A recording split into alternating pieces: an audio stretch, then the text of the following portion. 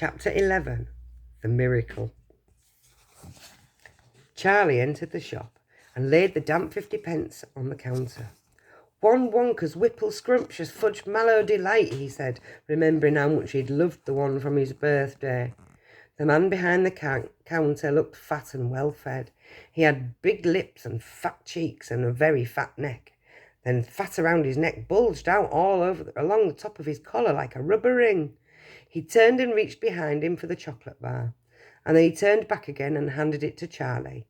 Charlie grabbed it and quickly tore off the wrapper and took an enormous bite, and then took another, and oh, the joy of being able to cram large pieces of something sweet and solid into one's mouth. The sheer blissful joy of being able to fill one's mouth with rich, solid food. "You look like you wanted that one, Sonny," the shopkeeper said pleasantly. Charlie nodded, but his mouth bulging with chocolate. The shopkeeper put Charlie's change on the counter. "Take it easy," he said. "You'll give yourself a tummy ache if you swallow it like that without chewing." Charlie went on wolfing the chocolate. He couldn't stop, and in less than half a minute the whole thing had disappeared down his throat. He was quite out of breath, but he felt marvellously, extraordinarily happy. He reached out one hand to take a change, and then he paused. His eyes were just above the level of the counter. They were staring at the silver coins lying there. The coins were all 5p pieces. There were 9 of them altogether. Surely it wouldn't matter if he spent just one more. "I think," he said quietly, I think I'll just have one more of those chocolate bars. The same kind as before, please." "Why not?" the fat shopkeeper said, reaching behind him again and taking another Whipple Scrumptious Fudge Mallow Delight from the shelf. He laid it on the counter. Charlie picked it up and tore off the wrapper, and suddenly, from underneath the wrapper, there came a brilliant flash of gold. Charlie's heart stood still.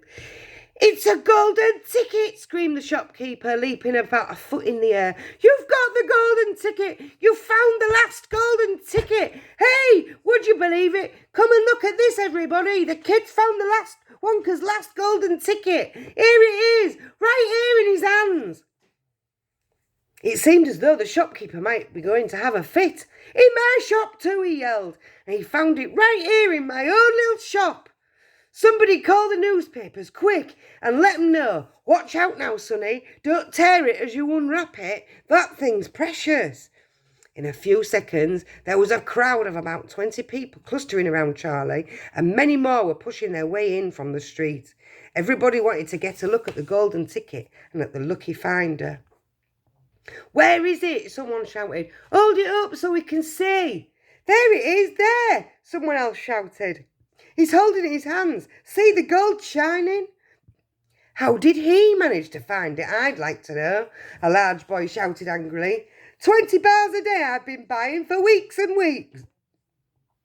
"Think of all the free stuff he'll be getting too," another boy said enviously. "A lifetime supply. He'll need it, the skinny little shrimp," a little girl said, laughing.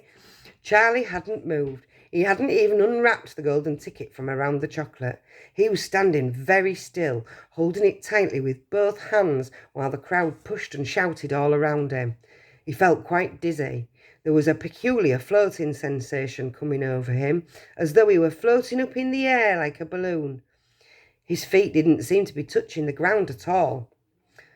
He could hear his heart thumping away loudly somewhere in his throat, and at that point he became aware of a hand resting lightly on his shoulder, and when he looked up, he saw a tall man standing over him. "Listen," the man whispered, "I'll buy it from you. I'll give you £50. How about it, eh? And I'll give you a new bicycle as well, okay?" "Are you crazy?" shouted a woman who was standing equally close. "Why, I'd give him £200 for that ticket. You want to sell that ticket for £200, young man?" "That's quite enough of that," the fat shopkeeper shouted, pushing his way through the crowd and taking Charlie firmly by the arm. "Leave the kid alone, will you? Make way there. Let him out." And to Charlie, he led him to the door. He whispered, "Don't you let anybody have it. Take it straight home, quickly, before you lose it. Run all the way and don't stop till you get there. You understand?" Charlie nodded. "You know something?" the fat shopkeeper said, pausing at a moment and smiling at Charlie. I have a feeling you needed a break like this. I'm awfully glad you got it. Good luck to you, Sonny. Thank you, Charlie said, and off he went, running through the snow as fast as his legs would go. And as he flew past Mr. Willy Wonka's factory, he turned and waved it and sang, I'll be seeing you soon. And 5 minutes later, he arrived at his own home. End of chapter 11.